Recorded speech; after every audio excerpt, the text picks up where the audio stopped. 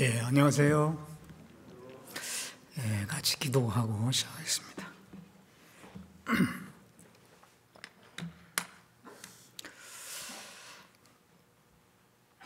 은혜롭고 자비로우신 우리 아버지 하나님, 우리를 죄 가운데서 또 영원한 멸망의 형벌에서 주 예수 그리스도의 그 보배로운 피로 구속해 주셔서 천국의 소망을 주시고 참된 자유와 평강과 기쁨을 주신 것 참으로 감사를 드립니다.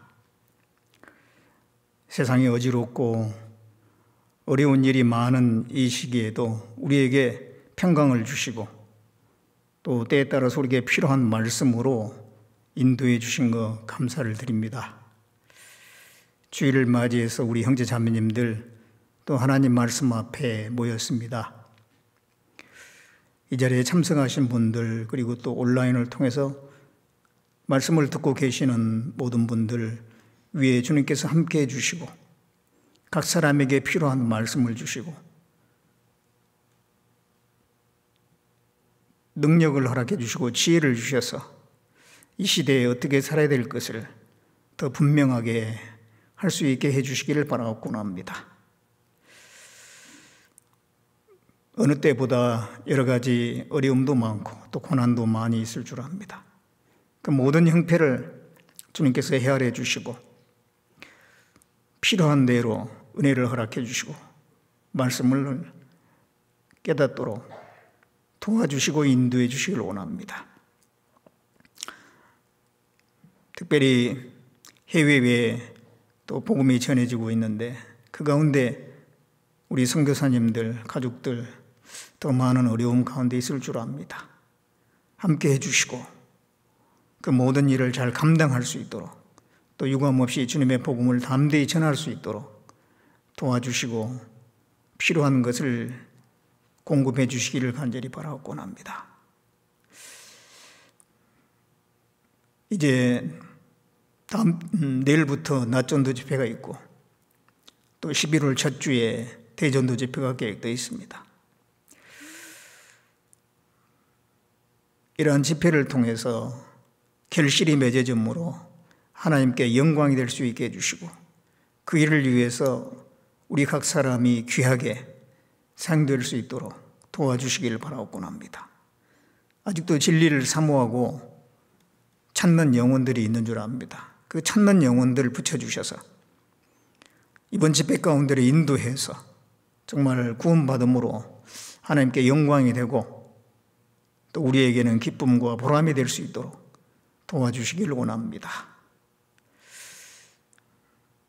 이 시간 주 성령께서 우리 가운데 둘이 행하심으로 각 사람에게 필요한 대로 그 말씀을 깨닫게 해주시고 이 시대에 우리가 어떻게 살아야 될 것을 방향을 잡아주시고 또 우리 자신을 돌아보고 버릴 것을 버리고 주님 앞에 더 온전한 모습이 될 수 있도록 인도해 주시기를 원합니다. 우리를 구원해 주신 예수님의 이름으로 기도드렸습니다. 아멘. 같이 창세기 16장을 보겠습니다.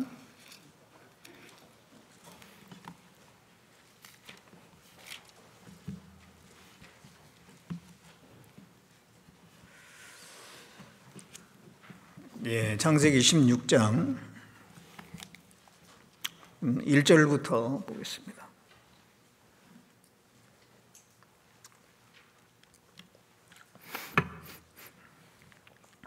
아브라함의 아내 사레는 생산치 못하였고 그에게 한 여종이 있으니 애굽 사람이요 이름은 하갈이라.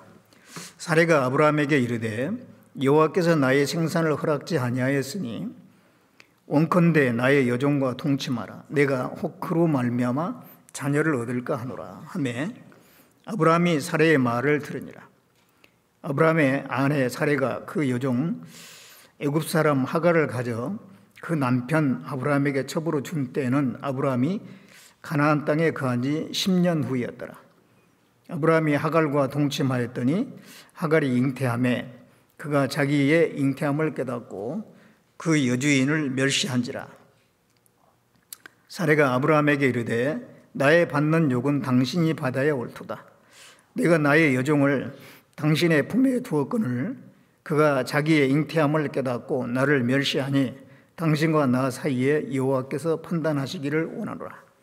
아브라함이 사라에게 이르되 그대의 여종은 그대의 수중에 있으니 그대의 눈에 좋은 대로 그에게 행하라 하며 사라가 하갈을 학대하였더니 하갈이 사라의 앞에서 도망하였더라.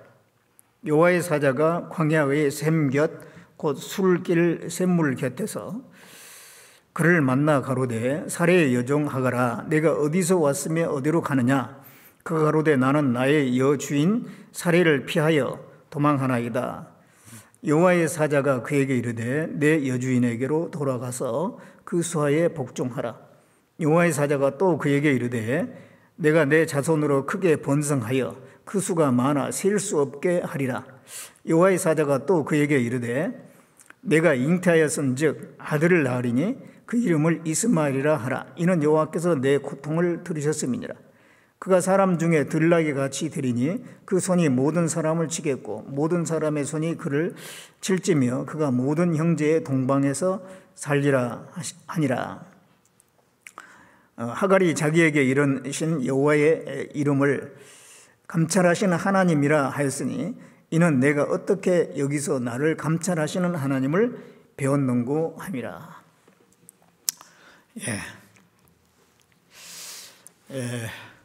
우리가 올해 시작할 때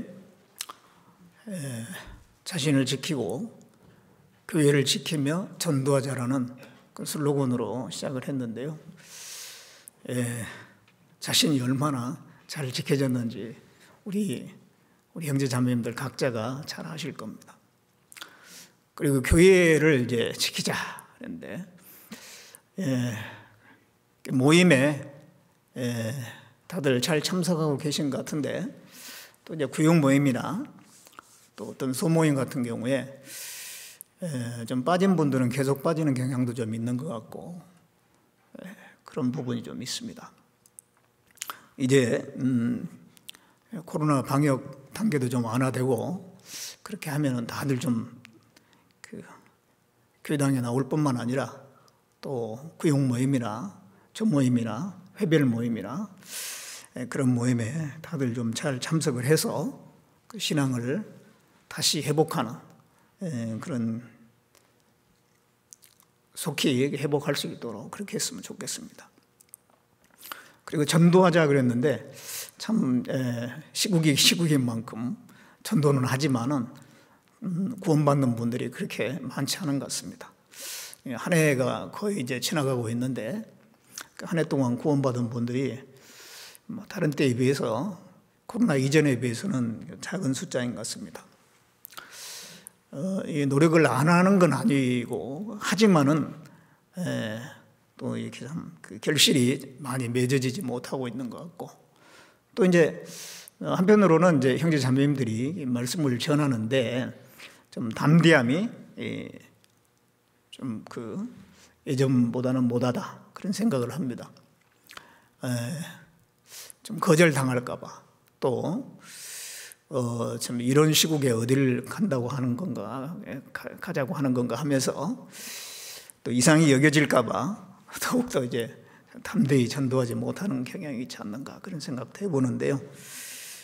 그래도 그 가운데 진리를 구하고 사모하는 영혼이 있고 또 이때에 이 시대에 이 시기에 구원받기에 합당한 그런 분들도 분명히 있을 것입니다. 그래서 올해 이제 얼마 남지 않았는데요. 2달 반 정도 남아 있습니다. 나머지 기간 동안에 집회가 3번 남아 있는데 계속해서 전도를 했으면 좋겠습니다. 이 시간에는 그 감찰하신 하나님에 대해서 말씀을 드리려고 합니다. 주일 말씀 중에 하나님에 대해서 계속 말씀을 드리고 있는데요. 올해까지는 계속 하나님에 대해서 말씀을 좀 드리려고 합니다. 여기 이제 아브람과 사라, 또 하갈 이렇게 나오는데요. 아브람과 사라가 원래는 이제 갈대아 우르에 살았죠. 지금의 이라크 남부에 해당하는데 거기에서 이게 살다가 하나님께서 가나안 땅으로 가라고 그래서 이제 아브라함이 가나안 땅으로 가게 됩니다. 그래서 이제 가나안 땅에 도착했을 때에 그때 나이가 75세인데 그때 하나님께서 이 땅을 내 자손에게 주리라 그렇게 약속을 했습니다. 그런데 이제 한 10년 정도가 지났어요. 이 방금 읽은 이 말씀은 10년 정도 지난 뒤에 이제 일입니다. 그래서 이제 그 당시에 가나안 땅에 도착했을 때는 자녀가 하나도 없는 때입니다. 자녀가 하나도 없는데 하나님께서는 아브라함에게 이 가나안 땅을 내 자손에게 주리라 라고 약속을 했기 때문에 하나님께서 우리에게 자녀를 줄 모양이다. 그렇게 이제 기대를 했는데 10년이 지나도록 자녀가 없는 거예요. 그래서 이 사례가 좀 마음이 좀 급해졌습니다. 그래서 자기가 이제 점점 나이도 들어가고 하니까요. 그래서 아브라함에게 나에게 자녀를 안 줄 모양이다. 그러니 그 몸종이 있어요. 그 하갈에게 들어가서 그 하갈을 통해서 자녀를 낳아라. 그렇게 이제 권유를 했습니다. 근데 아브라함이 그 말을 들었죠. 그 16장 2절 끝부분에 아브라함이 사레의 말을 들으니라 그랬어요. 이러면 안 되는데 이 사레가 한 말은 이 사라가 한 말은 믿음의 말은 아니잖아요. 하나님 더 기다려보고 분명히 자녀를 준다고 했으니까 나이가 들어도 또 하나님의 약속은 반드시 이루어지니까 좀 기다려봅시다 해야 되는데 그 젊은 그 몸종을 통해서 아이를 낳아라. 그 말은 분명히 하나님의 말씀은 아니고 사라의 말이거든요. 그런데 아브라함이 사라의 말을 들으니라 그랬어요. 하나님 말씀을 까지 들었으니까 그걸 이제 기다려야 되는데 아내의 말을 들은 거거든요. 아내의 말을 들어가지고 손해될 일이 없는 경우도 많이 있지만 이런 경우는 아니거든요. 분명히 하나님이 주신 메시지가 있는데 그걸 이제 일단 놔두고 아내의 말을 들은 거예요. 이거는 이제 옳은 게 아닙니다. 그래서 이제 그 여종을 취해가지고 이제 그 아들을 낳으려고 했는데 정말 이제 태어났어요. 그게 잉태가 됐어요. 잉태가.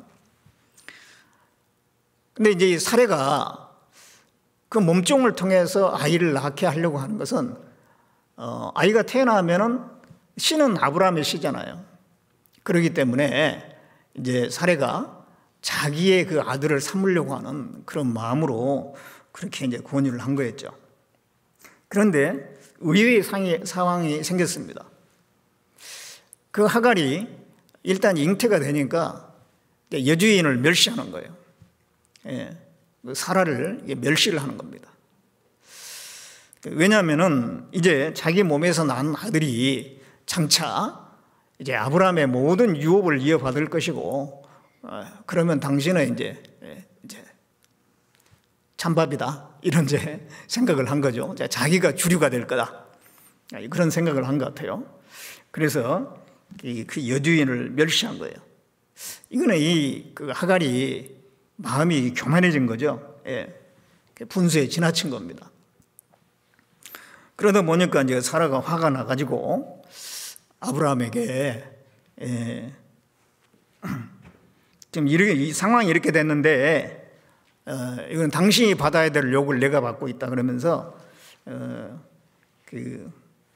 그런 불평을 하니까 아브라함이 그러면 당신 좋은 대로 하라고. 그러니까 이 사라가 그 여종을 막 구박을 했죠. 학대를 했어요. 그러니까 이제 이 하갈이 그걸 못 견뎌가지고 도망가 버렸어요. 원래 이 하갈은 애굽 여인이거든요.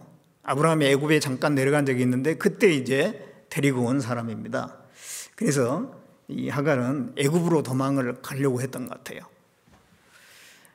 그래서 이제 그 집안에서 나와가지고 이제 가출을 한 거죠.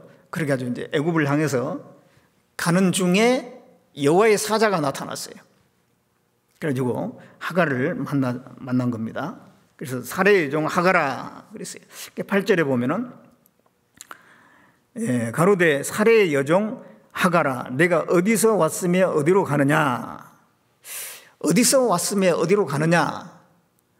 그러면서 이 하갈을 깨우치는 겁니다.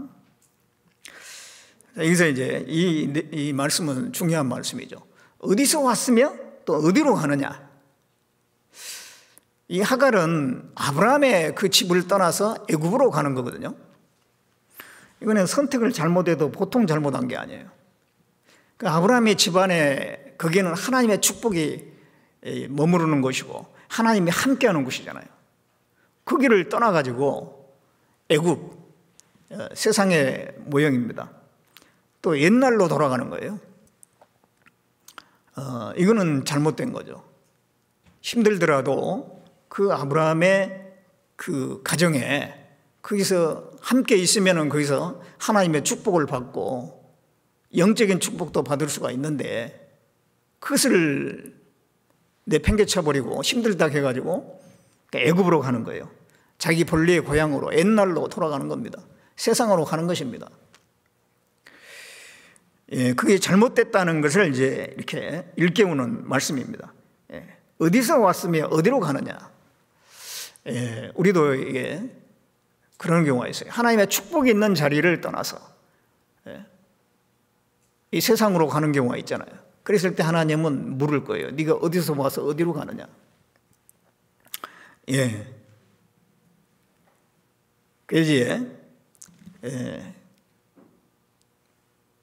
이 여호와의 사자가 이 하갈에게 이렇게 지시합니다. 9절에 보면 여호와의 사자가 그에게 이르되 내 여주인에게로 돌아가서 그 수하에 복종하라. 돌아가. 그 축복의 자리로 다시 돌아가라는 거예요.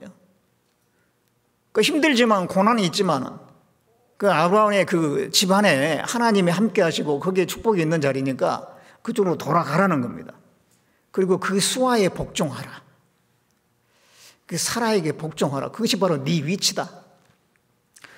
위치 이탈하는 게 이게 제일 문제거든요. 위치 이탈하지 말고 원래 그 위치로 돌아가라. 우리 그리스도인들이 도덕적인 죄를 짓는 것보다 더 큰 문제가 위치 이탈이에요. 하나님이 정하신 위치가 있어요. 그거를 이렇게 떠나는 거. 하나님이 정한 지계표가 있어요. 그 지계표를 옮기는 거. 그런 것들이 더 큰 문제인 겁니다. 어떤 작은 죄보다도. 그래서 내 위치로 돌아가라. 그 수하에 복종하는 것이 위치인 거예요. 우리도 마찬가지입니다. 교회 안에서 거기 안에서 순종하고 함께하고 축복이 머무르는 그 장소에서 순종하며 복종하며 고난받으면서 그 자리에 있는 것이 중요한 거죠. 힘들다게 해갖고 누가 부딪혔다게 해가지고 뭔가 마음에 안 든다게 해가지고 그걸 떠나는 것은 이 하갈과 같은 거죠. 하나님은 그 사람에게 복종하라고 돌아가서 복종하라고 그렇게 말씀하실 겁니다. 그러면서 이제 내 자손이 많아질 거다. 그러니까 네가 이제 아이를 낳게 될 텐데 그 아이의 이름이 이스마엘이다. 그리고 이제 많은 자손이 태어날 것이다. 그렇게 미래를 예언을 해줍니다. 그 말을 듣고 나서 하갈이 13절에 하갈이 자기에게 이르신 여호와의 이름을 감찰하신 하나님이라 그렇게 말씀했어요. 감찰하신 하나님. 하나님은 자기를 감찰하신 분이라는 걸 안 거예요. 그동안 자기가 고생했던 거, 그 주인의, 여주인의 그 수하에서 고생한 것도 다 알고 계셨고, 자기가 지금 잘못된 길로 가고 있는 것도 감찰하고, 그걸 일깨워 주시고, 올바른 길로 인도해 가시는 그런 하나님을 알게 된 거예요. 그리고 하나님은 아브라함이나 사라같이 주류의 그런 사람뿐만 아니라 자기처럼 종에 불과하고 보잘것없는 사람인 자기도 하나님은 다 알고 계시고, 그런 분이라는 것을 알고 이 마음이 너무 깊었을 겁니다. 하나님은 나 같은 사람도 감찰하시는구나, 다 보시고 계시는구나. 그래서 하나님을 감찰하신 하나님이다 라는 것을 이제 배운 거예요. 하나님은 하나님께 속한 자뿐만 아니라 불신자도 다 보시고 세상의 모든 사람을 다 보시는 거죠. 뿐만 아니라 모든 국가나 그런 것도 다 다스리고 다 보시고 계세요. 심지어는 동물도 식물도 다 보시고 계시는 거예요. 하나님은 감찰하신 하나님이세요. 이 시간에 그걸 한번 생각을 해보도록 하겠습니다. 감찰하신 하나님. 하나님은 모든 사람을 다 감찰하신다고 말씀하셨어요. 시편 33편을 봅니다.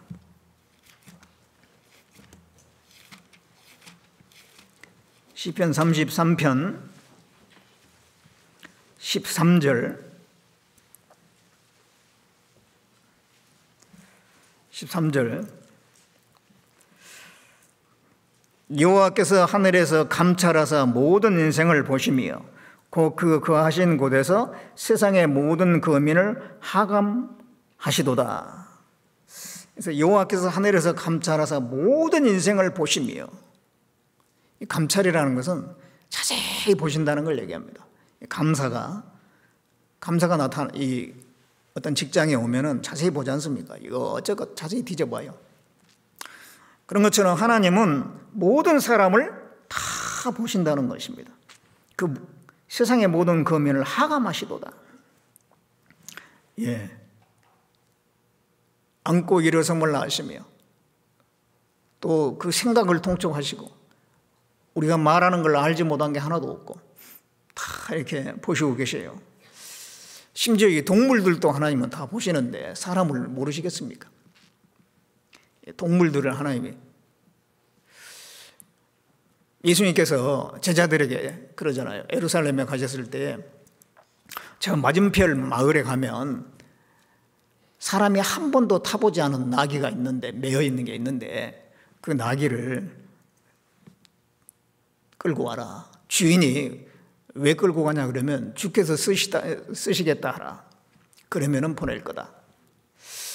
그런 말씀 하시잖아요.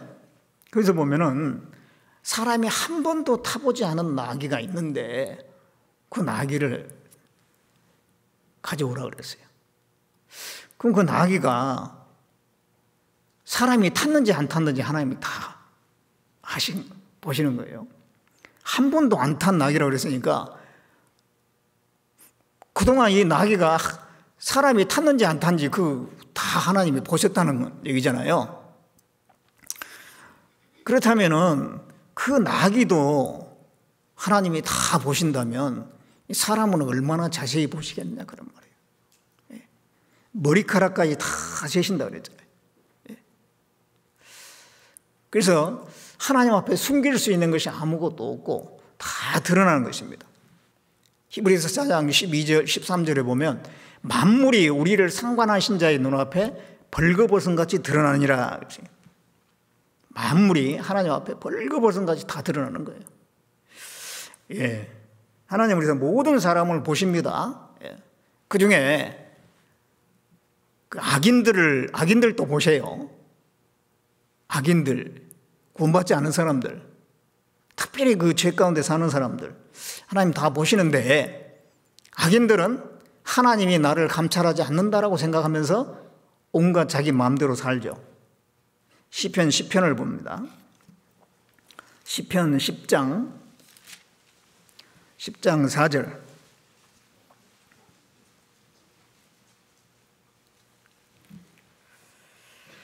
(10장 4절에) 악인은 그 교만한 얼굴로 말하기를 여호와께서 이를 감찰지 아니하신다 하며 그 모든 사상에 하나님이 없다 하나이다. 악인은 그 교만한 얼굴로 여호와께서 이를 감찰지 않으신다. 하나님이 우리를 보지 않는다. 하나님 자체를 부정하죠. 모든 사상에 하나님이 없다. 하나님이 없다는 사상에 확 사로잡혀 사는 거예요. 예. 대표적으로 진화론 같은 거, 그런 것을 이제 마음에 두고 살죠. 근데 이 진화론 같은 경우는 정말 그 모순되고 허무맹랑한 얘기예요. 진짜 허무맹랑한 얘기인 거죠. 뭐든지 스스로 된다라고 하는 거예요. 저절로 된다라고 하는 건데, 그럼 말도 안 되는 얘기죠. 그렇게 될 것 같으면은 뭐 이 플라스틱 박스를 놔두면 오랜 시간 지나면 TV가 나와야 돼요. 저절로 모든 게 될 것 같으면. 그리고 자전거가 오랜 시간 지나면 가만 놔둔데도 자동차가 돼야 되거든요. 또 집 안에다가 목재를 쌓아놨는데 오랜 시간 지나면 거기서 의자들이 막 나와야 되거든요. 그런 일이 있을 수 없다는 거 알잖아요. 그런데 이상하게도 사람들은 그 진화론을 의지합니다. 왜냐하면 하나님이 없다고 생각해야 되니까. 진화론을 의지하면 자기가 책임이 없잖아요. 그런데 하나님을 인정하게 되면 하나님 앞에 자기의 책임이 있어요. 피조물로서의 책임이 있고 또 그 순종해서 살아야 된다는 그런 문제가 발생하거든요. 그렇기 때문에 편안하게 살려고 하나님이 없다, 진화론을 딱 붙들고 죽으면 끝이다. 그러니까 죽으면 끝이니까 이 세상에 즐기자. 자기 마음대로 하고 싶고 세상을 즐기고 죄를 짓고 살고 싶으니까 하나님을 부정하는 거예요. 하나님 인정하면 그런 거 다 할 수가 없잖아요. 귀를 막고 사는 겁니다. 아무리 하나님 계시다고 영원한 세계가 있다라고 얘기를 해도 그런 말을 귀담아 듣지 않으려고 하는 거예요. 그러면서 이 잠깐 사는 이 세상을 즐기다가 그 영원한 지옥으로 떨어진 사람이 얼마나 많습니까? 그 나이가라 폭포이잖아요. 나이가라 폭포. 거기에 어떤 청년이요. 거기 관리인으로 취직을 했어요. 근데 이제 어느 날 관광객도 별로 없고 해가지고 이제 너무 한가해가지고 그 저 폭포 저 위쪽에 그 강에다가 이제 배를 띄워놓고 배를 갖다가 어디 나무에다 묶어놓고요. 그 배 위에서 낮잠을 자는 거예요. 근데 너무 헐겁게 묶어놔가지고 이게 풀려버렸어. 그래가지고 배가 막 떠내려갑니다. 그리고 이제 폭포로 이제 떨어지면 이제 죽는 거예요. 그런데 사람들이 그걸 봤어요. 그래가지고 막 소리를 친 겁니다. 일어나라고 깨라고 말이죠. 그런데 안 일어나요. 잠이 들어가지고. 그래서 이제 가다가 막 이제 어떤 바위에 걸렸어요. 그러니까 또 사람들이 외칩니다. 저 빨리 이제 일어나가지고 바위 위로 올라가라고. 그런데도 안 일어나는 거예요. 잠이 깊이 들어가지고. 그래가지고 이제 배가 바위에 걸렸다가 또 이제 물살이 있으니까요. 또 거기서 벗어나가지고 이제 계속 흘러가는 거예요. 점점 그 폭포를 향해서 흘러가는 겁니다. 그때 이제 잠이 깨가지고 일어나 보니까 막 내려가고 있는 거예요. 이미 늦었죠. 폭포에 떨어져 죽은 거예요. 사람들이 막 외치는데도 일어나지 않았어요. 지금 사람들이 그런 것 같아요. 그렇죠? 그 내세에 대해서, 죽음 다음에 대해서 너무너무 관심이 없는 거예요. 이게. 아무리 얘기를 해도 죽음으로 끝이 아니라 그 다음 세계가 있는 거 생각 좀 해보라고. 그런데도 거기에 마음을 두지 않는 경우. 그게 귀 딱 틀어막고 잠을 자고 있는 거예요. 잠을 자고. 결국은 그 폭포에 떨어지듯이 지옥으로 떨어지는 겁니다. 그러면서도 이 악인들은 하나님이 나를 감찰치 않는다. 하나님 없다. 그러니까 이 자기를 의지하고 사는 겁니다. 자기 잘난 맛에 사는 거예요. 그러니까 여기 6절에 보면은요, 10장 6절에 그 마음에 이르기를 나는 요동치 아니하며 대대로 환난을 당치 아니하리라 한다는 겁니다. 요동치 않는다. 환난을 당치 않을 거다. 뭔가 만사 형통할 때는 이런 마음이죠. 마음이 그냥 교만해질 대로 교만해져가지고. 나폴레옹이라는 사람은 내 사전에 불가능이 없다 그랬잖아요. 유럽의 여러 나라를 정복하고 아주 승승장구할 때 말이죠. 자기 앞에는 불가능이 없다고 생각했어요. 그런데 불가능이 없었나요?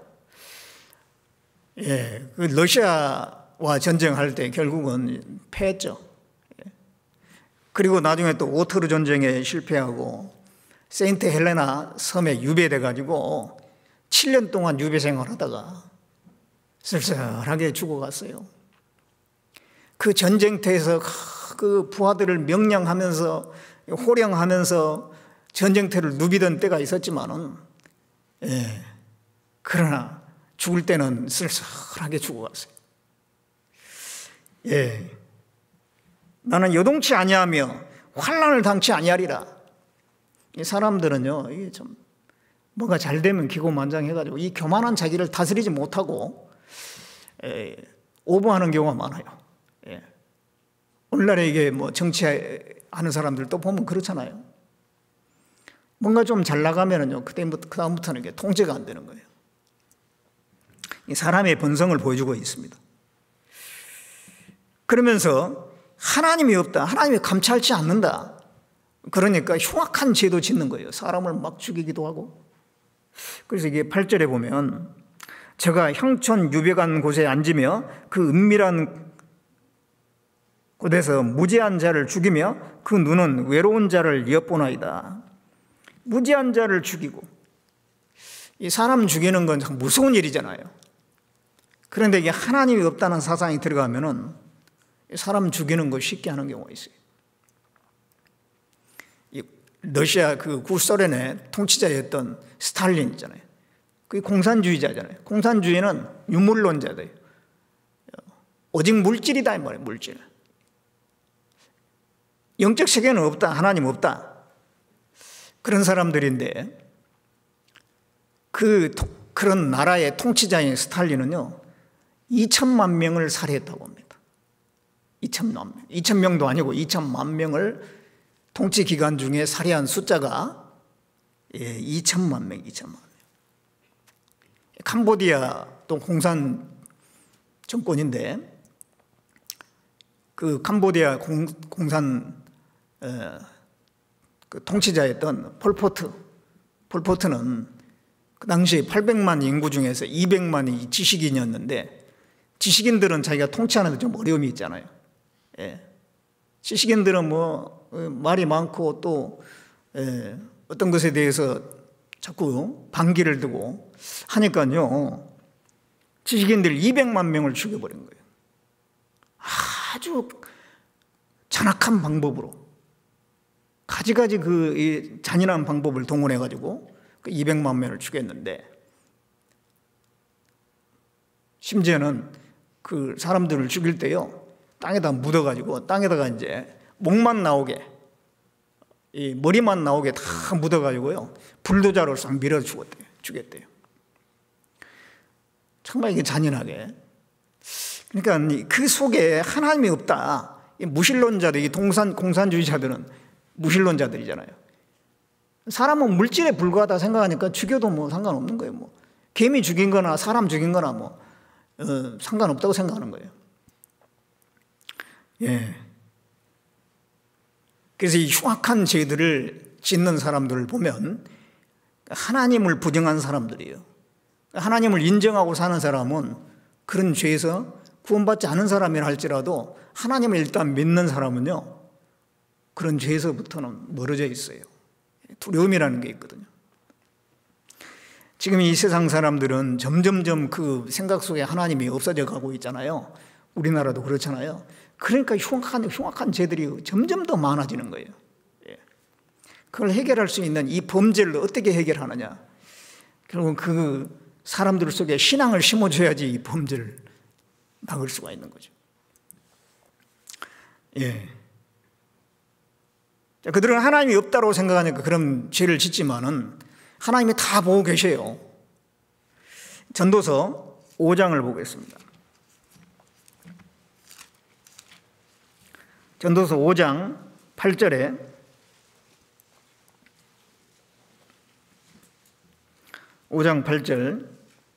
너는 어느 도에서든지 빈민을 학대하는 것과 공의를 박멸하는 것을 볼지라도 그것을 이상히 여기지 말라.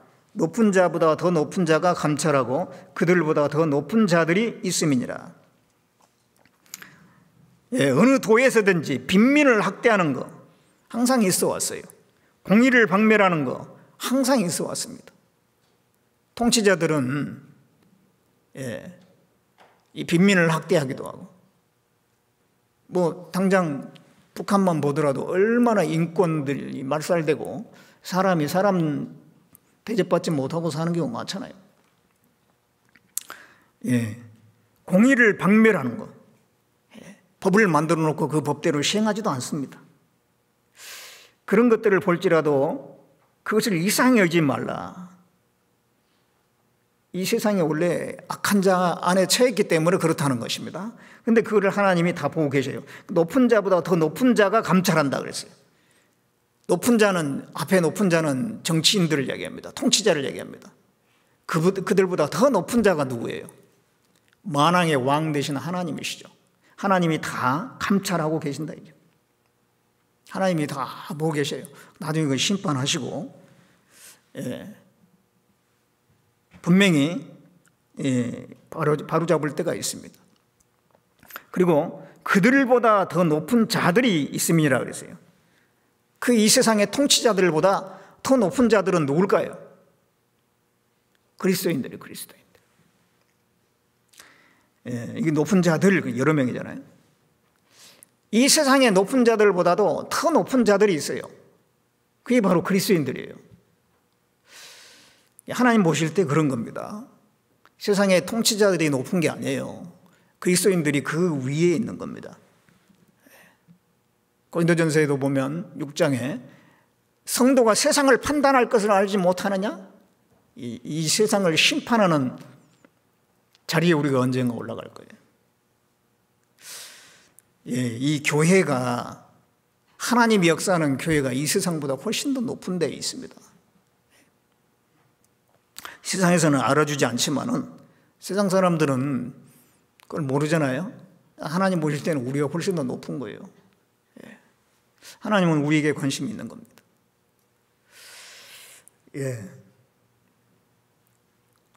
그래서 하나님은 이 악한 자들 상관치 않으신 듯 하나 다 보신다고 그랬어요. 욥기 11장 11절에 하나님은 악한 자들 상관치 않으신 듯 하나 다 보신다 했습니다. 감찰하고 계십니다. 또 이 세상 가운데 하나님을 찾는 자가 있는가 감찰하신다고 말씀하셨어요. 찾는 자가 있는가. 역대하 16장 9절에 여호와의 눈은 온 땅을 감찰하사 전심으로 자기를 향하는 자를 위하여 능력을 베푸신다 그랬거든요. 온 땅을 감찰하사 하나님을 찾는 자가 있는가다 보시는 거예요. 시편 14편 2절에도 여호와께서 하늘에서 인생을 굽어 살피사 하나님을 찾는 자가 있는가 보신다 그랬어요. 이게 찾는 사람은 하나님이 놓치지 않고 다 구원해 주시거든요. 그 엘리야 때에 시돈 땅에 사르밧의 과부가 있었잖아요. 이스라엘 사람도 아닙니다. 이방인입니다. 그런데 하나님을 찾는 마음이 있는 거예요. 그래서 그 흉년 때에 엘리야를 그 사르밧 과부에게 보내지 않습니까? 그래가지고 이제 엘리야가 사르밧 과부에게 찾아갔을 때는 그 과부는 이제 마지막 남은 양식, 통에 이제 그 가루가 떨어지고 조금 남은 거, 그거 가지고 이제 빵을 만들어 가지고 먹고, 그 다음에 식량이 없으면 굶어 죽으려고. 그 마지막 빵을 만들기 위해서 나무를 주우러 갔는데 거기서 이제 엘리야를 만나잖아요. 엘리야가 그 물 좀 갖다 달라고. 물 가지러 가는 중에 저기 먹을 거 있냐고, 빵 있냐고, 떡이 있냐고. 마지막 떡 하나 이제 만들어 먹고 자식과 함께 죽으려고 한다고 하니까 그걸 내게 먼저 가져오라. 하나님이 흉년이 끝날 때까지 복을 주실 거다. 근데 그 사르밧의 그 과부는요, 믿음이 있는 여자예요. 그래서 엘리야의 말을 그대로 믿고 먼저 그것을 만들어가지고 엘리야를 갖다 줬죠. 정말 그렇게 됐습니다. 흉년이 다할 때까지 통에 가루는 다하지 않았고 병에 기름이 다하지 않았다. 그렇게 말씀하고 있잖아요. 그 사르밧의 그 과부가 하나님에 대한 믿음이 있는, 하나님을 찾는 마음이 있는 것을 아시고 엘리야하고 만나게 해주셨어요. 그러니까 이디오피아의 내시도 이디오피아에서 저기 예루살렘까지 거의 한 1000km 정도 되는 그 먼 거리를 말이죠. 마차 타고 왔다 갔다 하면서 하나님께 예배해 보려고 애를 쓰는, 그것을 하나님이 다 보시고 계셨던 거죠. 그래가지고 빌립, 그 사도 빌립을 보냈잖아요. 그래가지고 이제 그 광야에서 만나게 해가지고 이사야 53장을 쫙 설명하는 가운데 그 이디오피아 내시가 구원을 받았어요. 하나님께서 그 마음을 감찰하시고 정말 이게 찾는 마음이 있다는 걸 보시고 그 구원의 축복을 허락해 주셨잖아요. 그러니까 하나님께서 이 찾는 사람이 있는가 쭉 보시고 계세요. 그리고 하나님이 나라들도 다 감찰합니다. 나라. 그래서 만국을 커지게도 하시고 망하게도 하시고 하는 것입니다. 이스라엘을 징벌하기 위해서 아시리아라는 나라를 강하게 했습니다. 이스라엘 징벌했는데 또 너무 교만해졌어요. 그러니까 바벨론을 또 들어가지고 아시리아를 멸망시키고, 바벨론이 또 너무 교만해졌어요. 메데라는 나라를 들어서서 또 바벨론을 멸망시키고. 그 나라들을 멸망시킨 거 보면은요, 하나같이 죄가 있으니까, 죄가. 그 아모스서를 한번 보겠습니다. 아모스.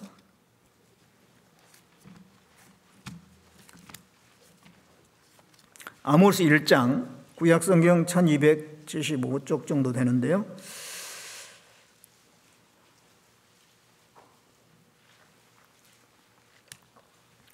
아모스 1장 3절에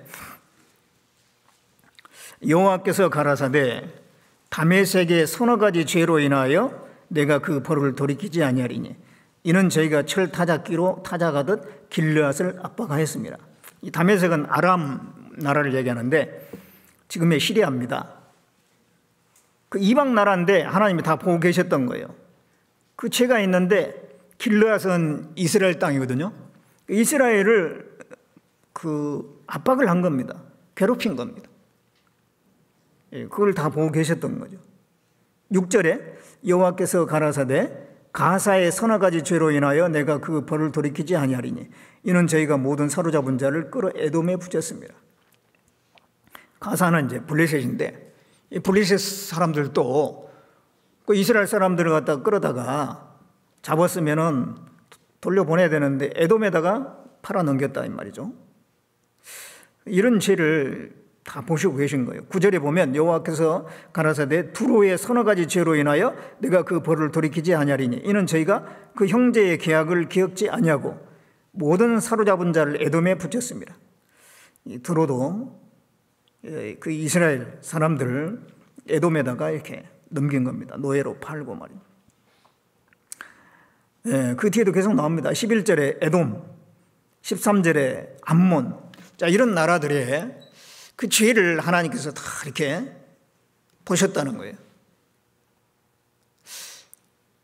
하나님은 이방 나라, 그 택한 백성뿐만 아니라 이방 나라 다 보십니다. 다 보셔요. 어떤 독재자가 나타나가지고 그 나라를 통치하는데 하나님 그거 안 보시겠어요? 다 보십니다. 그래서 어느 정도 이상 죄가 이제 충만해지면요, 그거 이제 하나님이 개입하시는 거예요. 그리고 하나님은 이 그리스도인도 감찰하십니다. 그리스도인. 세상 모든 사람, 악인들, 또 여러 나라들 뿐만 아니라 이 그리스도인들을 하나님이 감찰하셔요. 그리스도인들이 짓는 죄에 대해서 하나님이 감찰 안 하시겠어요? 그리스도인들이 아무도 모르게 혼자 죄를 짓더라도 하나님은 다, 사람은 몰라도 하나님은 아시잖아요. 드러내시는 거예요. 아간 이스라엘 사람이잖아요. 하나님의 택한 백성 이스라엘 민족이에요. 그 아간이 여리고성을 정복할 때에, 이스라엘을 정복할 때 그 하나님께 바쳐진 물건이 있거든요.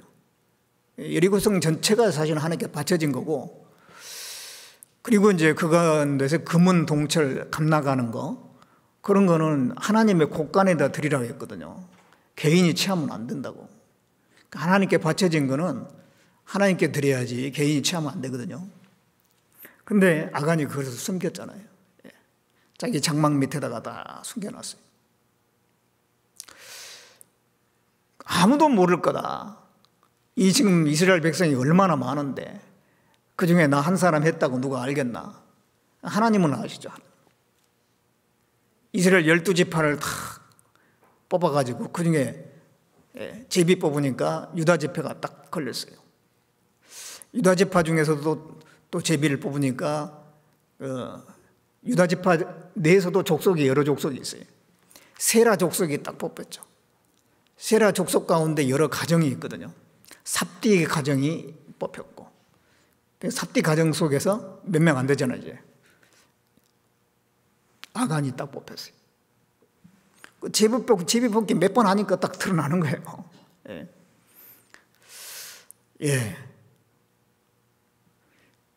그 죄를 하나님이 다 보시고 계신 거예요. 굳이 뭐 제비 뽑기 하기 전에도 하나님이 그냥 아간이다 이렇게 말씀해 줄 수도 있어요. 하나님은 그 모든 죄를 알고 있었던 거예요. 그리고 거기에 대해서 징계를 하셔요. 우리 구원받은 그리스도인들이 짓는 죄 하나님이 다 감찰하고 계시는 거죠. 그리고 우리가 당하고 있는 고난이 있잖아요. 고난. 그 고난을 하나님이 모르시겠어요? 다 감찰하십니다. 이스라엘 민족들이 애굽에서 400년간 종살이 하면서 그들이 얼마나 많은 고생을 했는지, 노예로서 말이죠. 착취를 당하고 고통을 당하는 그 모든 거 하나님이 다 보셨다고 그랬어요. 그 고난을 다 알고 계신다고 그랬어요. 우리 그리스도인들도 마찬가지입니다. 이 그리스도인들이 고난이 많죠. 그 고난을 당하는 동안에는 하나님이 알고 계시나, 왜 이렇게 기도를 안 들어주시나, 빨리 이 고난에서 빨리 벗어나게 왜 안 해주시나. 그래서 하나님이 안 본 것처럼, 모르는 것처럼 생각할 수가 있는데 하나님은 다 감찰하고 계시죠. 창세기 31장을 보겠습니다.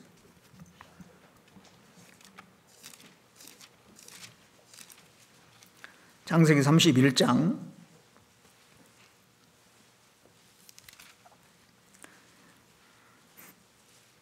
창세기 31장 41절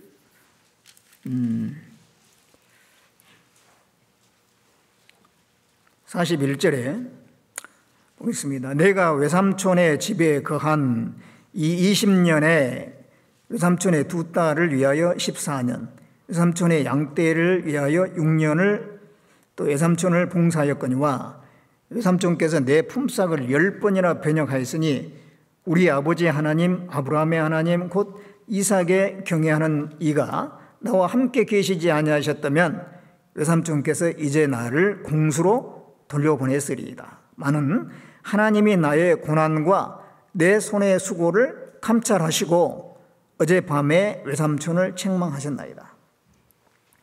이 야곱이 외삼촌 라반의 집에 가서 20년을 살잖아요. 그동안에 외삼촌은 참 아주 이 속에 수완에 아주 밝은 사람이에요. 그래가지고 이 야곱을 어떻게든지 많이 부려먹고 품삯은 안 주려고 10번이나 품삯을 바꾸는 거예요. 그 가운데서 이 야곱이 참 고생 많이 했는데, 그런데도 하나님이 함께 해주셔가지고 그 야곱에게 재물을 모을 수 있도록 했잖아요. 그래서 어느 정도 재물이 되니까 이제 떠나자, 이제 내 고향 가나안 땅으로 가자 하고 식솔들을 데리고 이제 출발을 한 겁니다. 외삼촌 라반 모르게. 나중에 그 사실을 알고 외삼촌 라반이 이제 그 야곱을 갖다 잡으려고 쫓아왔잖아요. 그런데 이제 오는 도중에 하룻밤 자게 되는데 하나님께서 그 라반의 꿈속에 나타나가지고 그 야곱을 손대지 말라고 막 경고를 했어요. 그래가지고 이제 또 출발해가지고 이제 결국은 야곱의 식소라고 이제 만나게 되는데 그때 이 야곱이 이렇게 얘기를 하는 겁니다. 그러면서 하나님께서 나를 내 고난과 내 손의 수고를 감찰하셨다. 그래가지고 나를 보호하기 위해서 그 외삼촌의 꿈에 나타나서 책망하신 거 아니냐고. 그러면서 내가 그동안 얼마나 고생을 많이 했냐고. 그래서 따지는 겁니다. 자, 여기 이 말씀에 하나님께서 그 야곱이 20년 동안 그 라반의 집에서 고생한 거 하나님이 다 감찰했잖아요. 그 고난을 다 아시고 계셨던 거예요. 우리가 고난받은 것도 하나님이 다 아십니다. 나름대로 고난의 형태는 다 달라요. 근데 하나님은 분명히 다 알고 계셔요. 모르는 게 아닙니다. 다 알고 계셔요. 욥이 그 고난을 당했잖아요. 근데 하나님은 다 그거 알고 계셨죠. 욥에게 나중에 나타나가지고 하나님께서 말씀하실 때 간접적으로 말씀했어요. 간접적으로. 내가 바로 네 고난과 네 어려움 다 알고 있었다. 그걸 간접적으로 말씀을 하죠. 욥기 38장을 보겠습니다. 욥기 38장 26절을 보겠습니다. 25절부터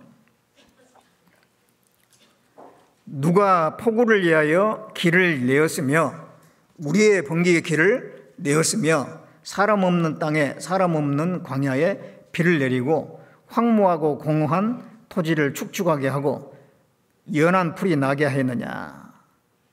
하나님이 했다는 말씀이죠.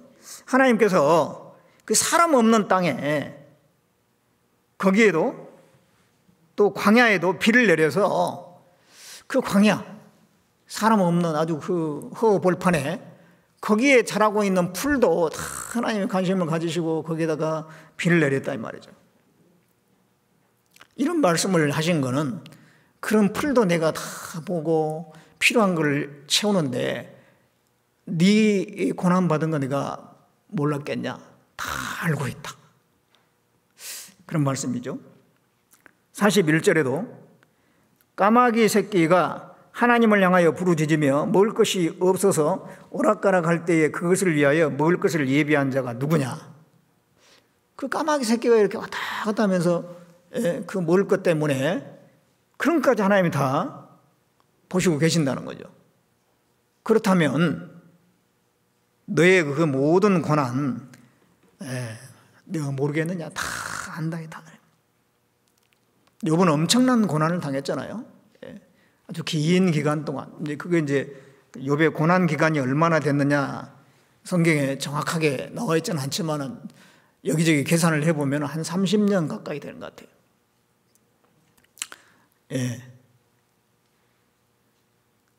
이 30년 안에 다 이루어진 겁니다. 그러니까 고난받고 회복되기까지.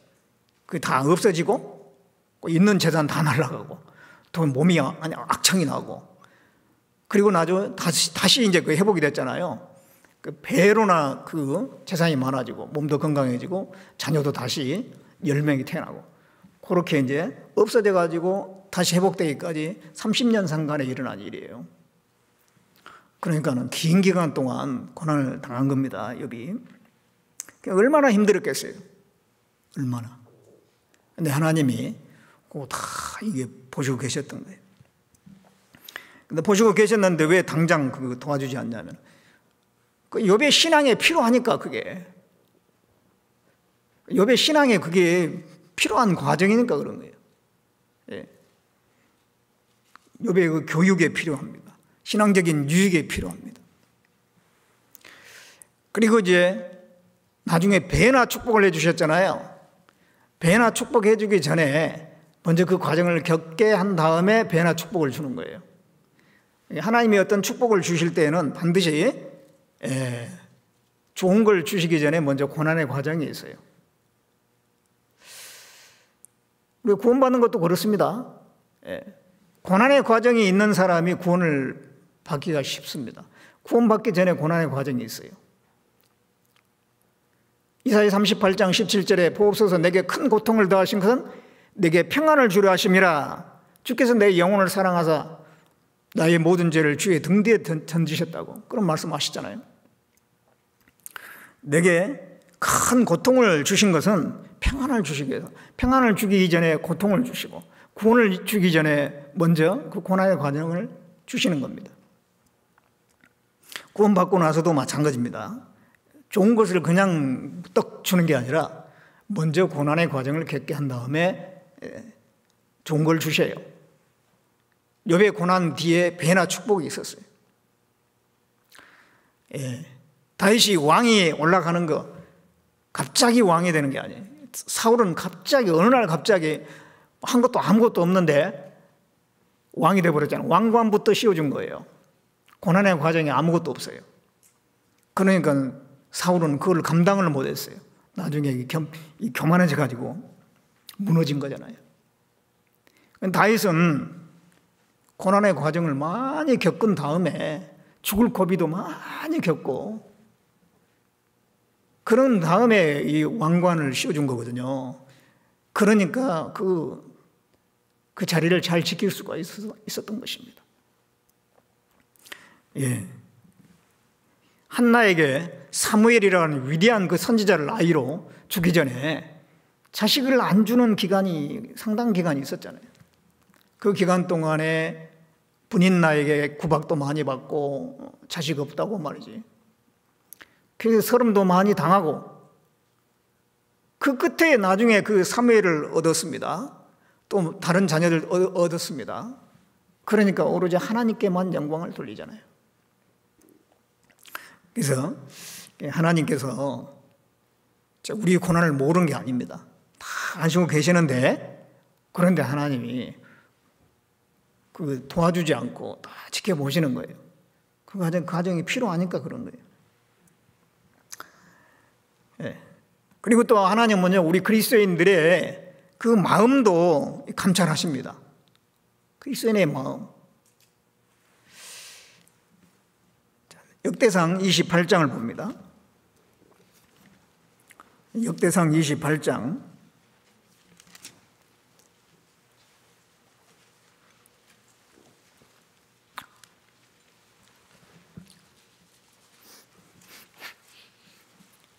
역대상 28장 9절입니다.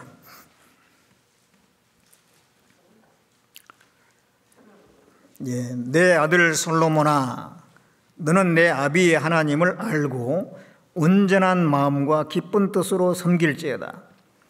여호와께서는 뭇 마음을 감찰하사 모든 사상을 아시나니 내가 저를 찾으면 만날 것이요 버리면 저가 너를 영원히 버리시리라. 이게 다윗이 이제 솔로몬에게 이 말을 하잖아요. 너는 내 아비의 하나님을 알고 온전한 마음과 기쁜 뜻으로 섬겨라. 온전한 마음과 기쁜 뜻으로 하나님을 섬겨라. 여호와께서는 문 마음을 감찰하신다. 모든 사상을 아신다. 문 마음을 감찰한다. 마음을 다 감찰하시고 생각을 아신다는 것입니다. 정말 온전한 마음으로 섬기는지 기쁜 뜻으로 섬기는지 그렇지 않은지 그 마음을 감찰하시는 거예요. 우리 그리스도인의 마음을 하나님은 들여다보고 있는 거예요. 우리 마음이 하나님 앞에 숨겨질 수 있다고 생각하세요? 결코 숨겨질 수가 없죠. 우리가 정말 이 세상 것을 사랑하는지 아니면 저 영원한 상급과 영광을 사모하는지 하나님 그 마음을 아시는 거예요. 세상 것을 얼마나 사랑하는지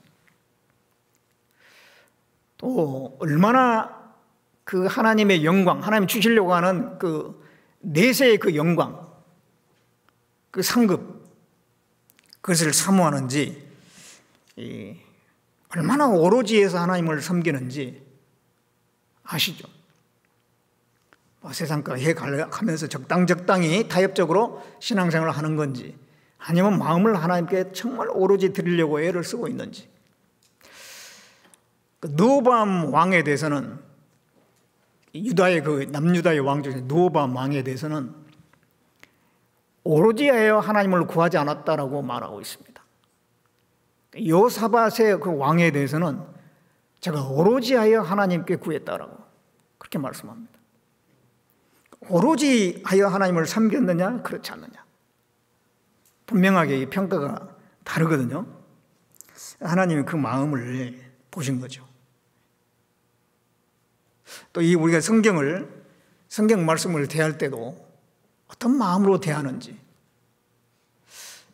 정말 이 성경을 사모하는 마음이 있는지, 말씀 위에 서가지고 판단을 하는 건지, 아니면 말씀 아래 내려가지고 내가 순종하려고 하는 태도를 가지고 있는지, 그걸 하나님이 보십니다. 보통 분들 이게 말씀 위에 올라가는 경우는 좀 드물겠죠. 근데 이 전도인이 참 위험해요. 말씀을 전하다 보니까 자기가 말씀 위에 올라갈 수도 있거든요. 올라가지고 그 말씀을 가지고 막 판단할 수가 있어요. 그 말씀 위에 올라가면 안 되잖아요. 그 말씀 아래 내가 내려가서 참 이 말씀에 순종해서 살려고 애를 써야 되죠. 이 말씀을 상대방에게 막 써먹으려고 하면 안 되잖아요.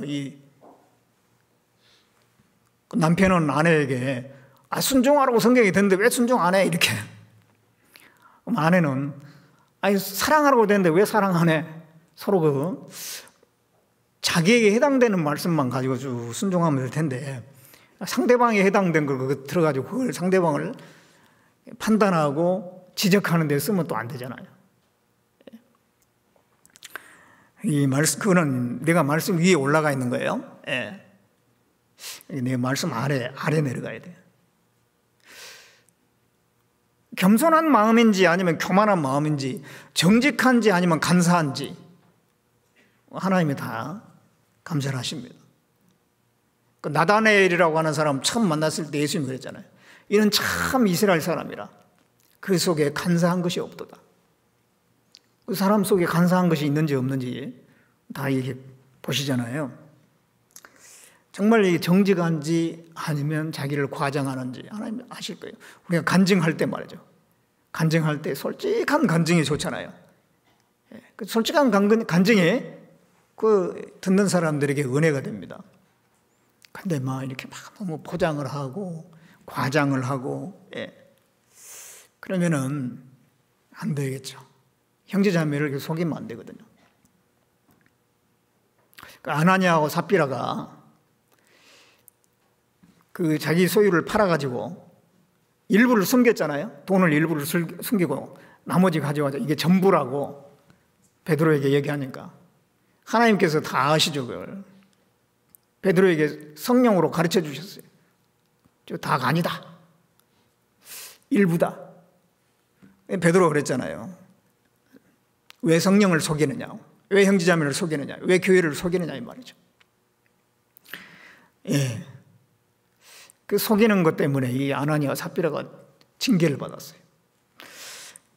우리가 이제 참 정말 정직한지 아니면은 속이는지 교만한지 겸손한지 하나님 그 마음을 다 보셔요. 또 이 죄에 대해서 그 죄를 즐기고 있는지 아니면 그 죄를 이기려고 애를 쓰고 있는지, 어떤 죄를 짓더라도요 그냥 뭐 어때? 나만 이런 죄 짓고 사나? 다른 그리스도인들도 다 그러겠지 하면서 그 죄에 대해서 그냥 받아들이는, 당연하게 받아들여버리는 그런 사람이 있는가 하면은 어떻게든지 그 죄를 내가 이겨보려고 애를 쓰는 사람이 있는데 하나님은 그 정도를 아시죠. 아합이라고 하는 사람은 스스로 팔려가지고 죄를 지었다고 말씀하고 있거든요. 스스로 팔렸어요. 열왕기상 21장을 봅니다. 열왕기상 21장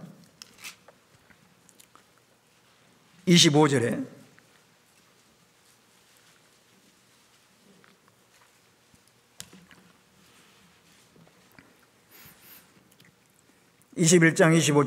예로부터 아합과 같이 스스로 팔려 여호와 보시기에 악을 행한 자가 없음은 그 안에 저가 그 안에 이세벨에게 충동되었습니다. 여기 아합에 대해서 말할 때 스스로 팔려 그랬어요. 스스로 자기 자신을 내줘버린 겁니다. 이게 마귀에게 내줘버렸어요.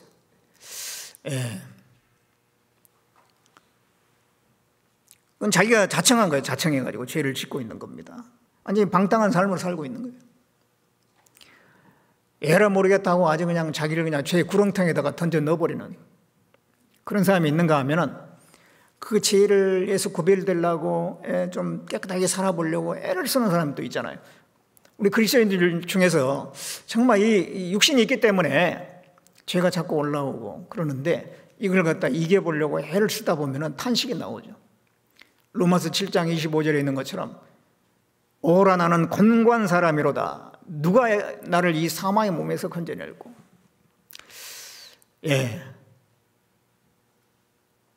그런 탄식이 나와요. 그럴 때 하나님이 도와주시는 거예요. 그냥 당연히 그냥 육신이 있으니까 하고 그냥 죄 가운데 있으면요. 하나님이 건져주시겠어요? 힘을 주시겠습니까? 그런데 그걸 이겨보려고 몸부림을 치고 갈등을 하고 그럴 때 하나님께서 도와주셔서 정말 벗어나게 하시죠. 그러한 노력이 있을 때 담배도 끊을 수 있고 술도 끊을 수 있고 세상 모임도 끊을 수가 있고 세상에 어떤 합당치 않는 취미나 어떤 보고 어떤 내가 누리는 것들 이런 것들이 합당치 않은 건 내가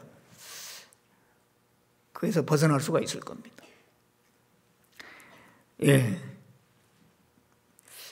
내가 명백하게 신앙생활을 하는 가운데 성경에 보면은 명백하게 하지 말라는 것이 있거든요. 명백하게 하지 말라는 것이 있으면요. 내가 지금 그걸 하고 있으면은 그 말씀을 따라 순종하고 내 자신을 고쳐야 돼요. 성경에 명백하게 하지 말라는 게 있잖아요. 우리 삶의 태도 중에서 우리 삶의 습관 속에 있는 것 중에서 하지 말라는 것이 있거든요. 성경에 문자 그대로 나와 있는 게 있어요. 그러면은 그거는 반드시 지켜야 돼요. 그거 하지 않으면은 분명히 문제가 있을 겁니다. 그래서 이제 그런 거 이게 버려야 되거든요. 버리려고 노력을 해야 되고 버려야 되는 겁니다. 그리고 하나님 우리 그리스도인의 마음을 감찰하시는데요. 사람에게 보이려고 하는 건지 아니면 정말 하나님께 보이려고 하는 건지 그거 모르시겠습니까? 그 바리새인들이 기도할 때 사람에게 보이려고 사거리 어귀에 사람 많이 다니는 그 사거리 어귀에서 거룩한 모습으로 기도를 하고 그런 것에 대해서 예수님께서 지적하셨잖아요. 또 금식하면은 금식을 한 티를 안 내야 되는데 아주 슬픈 기색으로 다니는 거예요. 왜 그렇게 얼굴이 그렇습니까? 내가 지금 금식을 일주일 했더니 지금 이렇다고 말이지. 바리새인들이 그런다는 거예요. 그거는 말이죠. 이 금식하는 거, 구제하는 거 이런 것들을 갖다가 자기의 신앙의 경력으로 써먹는 거예요. 그건 이방 종교에서는 하는 일들이에요. 불교에 보면 스님들이 보면은요, 어떤 면벽 수도를 한다든가 몇 년 동안 동굴에 들어가 가지고요, 그냥 벽만 보고 수도를 한대요. 그래가지고 한 3년 정도 면벽 수도를 했다. 그러면 그것이 자기 경력이 되는 거예요. 그래가지고 저 스님은 이러이러한 분이라고 말이죠. 특별한 영험이 있는 스님이라고 이제 그때부터는 이제 그런 스펙이 생긴 겁니다. 스펙이. 그런 것처럼 이 바리새인들이 그런 신앙적인 경험들을 하나의 경력으로 사람들에게 보이기 위해서, 인정받기 위해서 그렇게 한 걸 하나님이 다 보셨어요.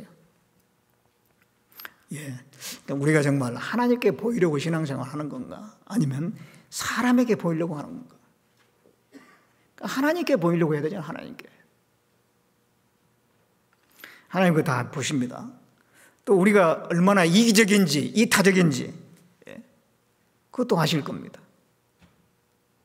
얼마나 주님을 사랑하는 건지, 얼마나 하나님을 사랑하는지,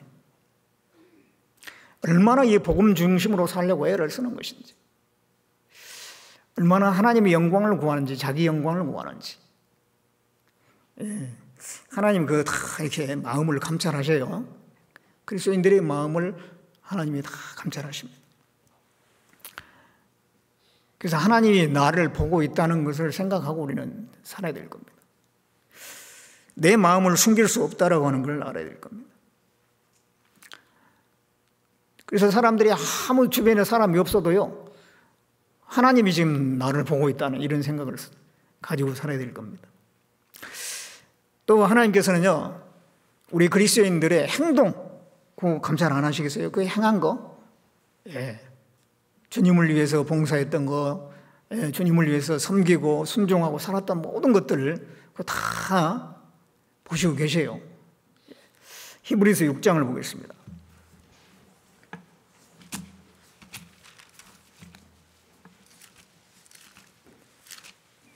자, 히브리서 6장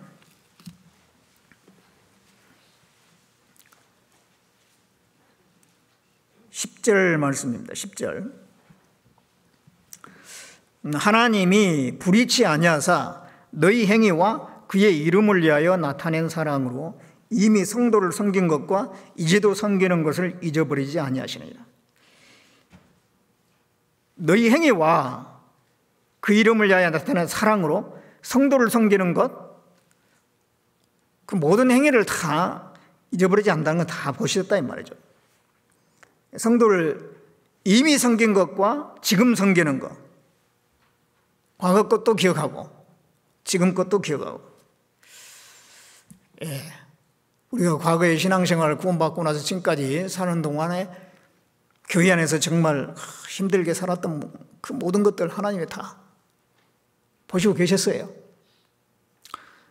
예, 우리 이제 우리 자매님들, 형제님들 보면 이제 나이가 이제 들어가지고 젊었을 때는 정말 교회에서 몸 바쳐서 예, 일 많이 하고 그것 때문에 이제 막 건강도 안 좋아지고 예, 몸에 병을 얻기도 하고 그래가지고 이제 나이가 드니까 하고 싶어도 이제 못하고 이제 조금 예, 젊을 때만큼은 이제 못하는 그런 경우도 있잖아요.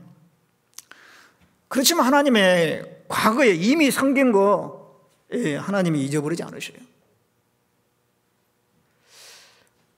그리고 지금 섬기는 거, 지금도 몸이 아프고 힘들고 하지만은 그래도 그 가운데서 하려고 하는 것도 하나님은 다 보시고 계시고 젊었을 때는 젊은 대로 주님을 위해서 열심히 살아야 되겠죠.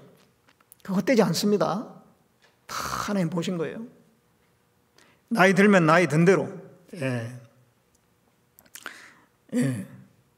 아니 태희만 목사님하고 통화를 해봤는데 요즘에 뭐 소일거리가 뭐 있으세요? 뭐 어떻게 지내세요? 그러니까는 그러시더라고요. 아침에 일어나면은 1시간 동안 암송하고 5시 몇 분인가 일어나신대요.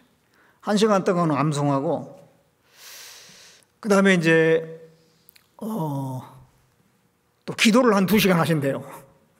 기도를 2시간 하고 그리고 또 이제 신학원 말씀이 있는데요. 우리 이제 전도인들이 듣는 게 있는데 그것도 1시간 듣고 뭐 그러다 보면 오전이 지나간대요. 점심 먹고 오후에는 이제 운동 간다고. 그래서 한 2시간 정도 걸으면서 운동을 한다. 그래서 뭐 잘 지내고 있다고 그런 말씀 하시더라고요. 그래서 참 2시간 동안 기도하면서 정말 뭘 기도하세요? 그랬더니 여러 가지 기도한답니다. 예. 그동안 목회했던 여기저기 교회 다니면서 목회를 하셨거든요. 그 교회 형제자매들을 생각하면서 예, 기도를 한대요. 또 저를 위해서도 기도해 주신다고 해서 감사하다고 그랬어요. 그래서 참 또 이제 그 현직에 있을 때는 그 나름대로 제가 뭐 현직에 있을 때도 2시간씩 기도하셨어요. 그러니까 그때는 그렇게 못했지. 왜 이제 바쁘니까요. 할 일도 많고 이제 그렇게 하니까. 근데 이제는 시간이 있으니까요. 시간은 있는데 할 일은 별로 없잖아요. 그러니까 이제 그 기도를 많이 하시는 거예요. 이제 그 나이에 그 맞게 또 이제 그렇게 하나님이 일을 하신 걸 보고 참 대단하시다. 그런 생각을 했는데, 하나님 그거 다 기억해 주실 거예요. 다 보고 계세요. 그렇죠? 과거에 한 것뿐만 아니라 지금 힘들다고 해서 가만히 있는 게 아니라 나름대로 또 할 수 있는 일이 있잖아요.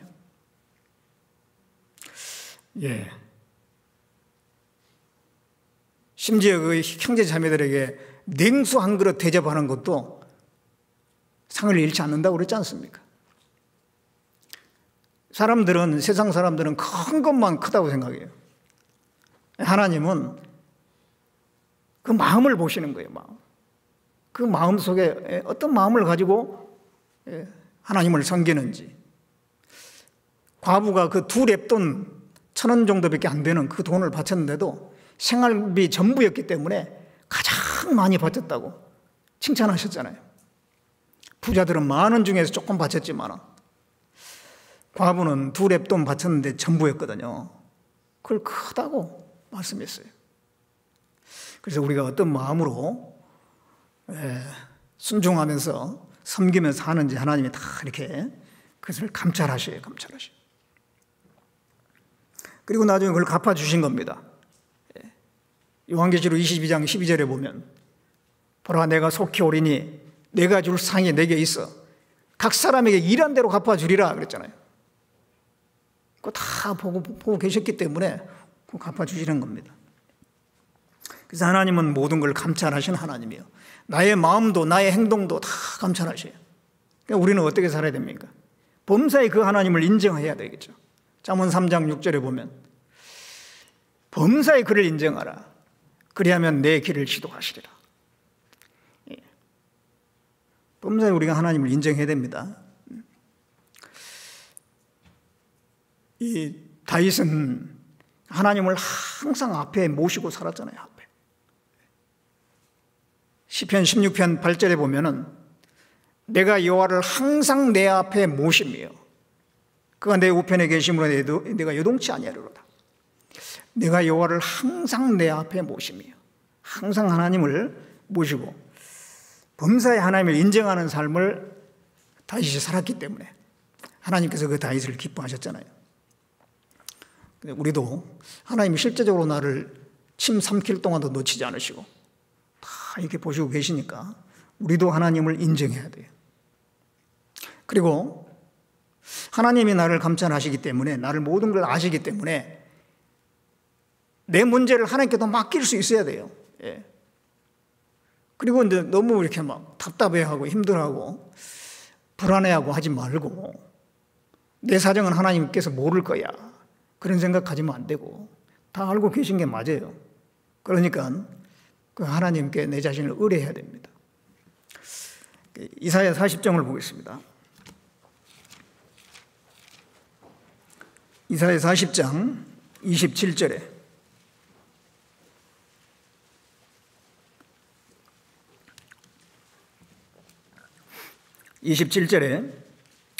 야곱아 내가 어찌하여 말하며 이스라엘아 내가 어찌하여 이르기를 내 사정은 여호와께 숨겨졌으며 온통한 것은 내 하나님에게서 수리하심을 받지 못한다 하느냐. 너는 알지 못하였느냐 듣지 못하였느냐. 영원하신 하나님 여호와 땅끝까지 창조하신 자는 피곤치 아니하시며 곤비치 않으시며 명철이 한이 없으시며 피곤한 자에게는 능력을 주시며 무능한 자에게는 힘을 더하시나니 소년이라도 피곤하며 곤비하며 장정이라도 넘어지며 자빠지되 오직 여호와를 낭망하는 자는 새 힘을 얻으리니 독수리의 날개치며 올라감 같을 것이요 다른 박질하여도 곤비치 아니하겠고 걸어가도 피곤치 아니하리로다. 야곱아 이스라엘아 그러면서 내 사정은 여호와께 숨겨졌으며 온통한 것은 내 하나님께서 수리하심을 받지 못한다. 내 사정은 하나님 모른다고 말이지. 그러지 말라 그런 얘기예요. 내 온통한 걸 하나님이 받아주시지 않는구나. 그러지 말라는 얘기예요. 하나님은 영원하신 하나님이시고 땅끝까지 창조하신 하나님은 피곤하지도 않으시고 곤비치 않으시고 명철이 한이 없다는 것은 다 아신다는 거예요. 그럼 뭐 모르시겠냐 이 말이죠. 다 아신다는 거예요. 그래서 피곤한 자에게 능력을 주시고 무능한 자에게 힘을 더하시는 분이다. 소년이라도 피곤하고 곤비하고 장정이라도 넘어지며 자빠진다. 하나님 의지하지 않는 상태에서는 그렇죠. 지금이 그때인 것 같아요. 요즘에 참 이 코로나 때문에요. 여기 소년이라도 넘어지고 피곤하고 곤비 장정이라도 넘어진다 그랬는데 그 청년 중에서 자살률이 굉장히 급증했답니다. 일본도 그렇고 우리나라도 그렇고요. 청년들이 많이 힘든가 봐요.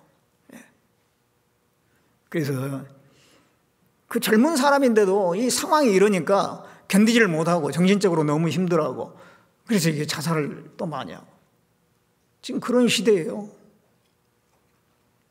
그렇지만 우리 그리스도인들은 이런 가운데서 우리가 힘있게 살 수 있는 이유가 있는데 그게 바로 하나님이 계시니까. 그래서 31절에 오직 여호와를 앙망하는 자는 새 힘을 얻으리니 그랬어요. 독수리의 날개침이 올라간 것 같을 것이다. 예, 하나님을 앙망하는 자, 이 앙망하는 것은 바라보는 겁니다. 앞뒤가 꽉 막혀도 위에는 뚫려 있잖아요. 저 위에 하나님이 계시는데 여기서 앙망한다는 것은 하나님을 바라보는 거예요. 말씀을 통해서 하나님을 바라보는 겁니다. 그랬을 때 독수리가 날개치면서 올라간다. 독수리가 여기 땅에서 일정 수준의 그 높이까지 올라갈 때까지는 힘이 들어요. 그 날개를 막 치면서 중력을 거스려서 올라가야 되니까 힘이 들어요. 근데 일정 높이까지 올라가면 그 다음부터 힘이 안 들어요. 열적 상승 기류가 있어가지고 그냥 날개를 펴고만 있으면은 쫙 그냥 다니는 거예요. 날개 달 필요도 없어요. 근데 이게 땅에서 일정 높이까지 올라갈 때가 힘이 드는 거예요. 이제 우리가 좀 침체되어 있다가 다시 신앙을 회복하려면은 좀 힘이 들죠. 독수리가 날개 치는 것처럼. 그렇지만은 여호와를 앙망하는 자는 새 힘을 얻는다 그랬어요. 결국 하나님 우리가 바라보는 가운데 이 말씀을 가까이 하고 내 마음을 돌이켜서 하나님 쪽으로 집중을 더 시켜야 돼요. 그러니까 하나님께서 더 사랑도 깨닫게 해주시고 말씀도 깨닫게 해주시고 은혜도 깨닫게 해주시고 그런 가운데 힘을 주시거든요. 그 힘으로 우리는 또 다시 일어서는 것입니다. 그래서 하나님은 우리를 다 감찰하고 계셔요. 우리는 범사의 하나님을 인정하는 삶을 살고 그리고 우리의 그 모든 어려움 가운데서 하나님께 다 의뢰하고 맡기고 다 그 아시는 하나님께 모든 지각에 뛰어나신 하나님이라고 빌립보서 4장 6절에는 말씀하고 있어요. 아무것도 염려하지 말고 너희 구할 것을 감사함으로 하나님께 아뢰라. 그리하면 모든 지각에 뛰어난 하나님의 평강이 너희 마음과 생각을 지키시라. 모든 지각에 뛰어나는 건 다 아시는 하나님이에요. 그래서 그 하나님께 우리가 의뢰하는 가운데 잘 이겨나가야 되겠습니다. 기도하겠습니다. 우리를 사랑하시는 하나님, 우리와 함께 하시고 늘 진리 가운데로 인도해 주시고 때에 따라서 우리에게 필요한 말씀을 주시는 그 하나님께 참으로 감사를 드립니다. 이 마지막 시대에 참으로 주님 오실 날이 너무 가까운 것을 우리가 보고 있지만은 또 한편으로 그 마음을 빼앗는 것들도 많이 있어서 세상으로 점점 미끄러져 가는 경우도 있습니다. 하나님께서 우리 형제 자매님들 이러한 때에 한 사람도 실족하지 않고 곁길로 나가지 아니하고 신앙에 미끄러진 일이 없도록 붙들어 주시고 다시금 힘을 주시고 새롭게 해주시고 정말 하나님을 향하여 힘차게 나가는 신앙으로 회복이 될 수 있도록 또한 도와주시길 바라고 권합니다. 계속 계획되어 있는 여러 집회 가운데 함께 해주시고 꼭 결실이 맺어지는 귀한 집회가 될 수 있도록 도와주시옵소서. 우리를 구원해 주신 예수님의 이름으로 기도드렸습니다. 아멘.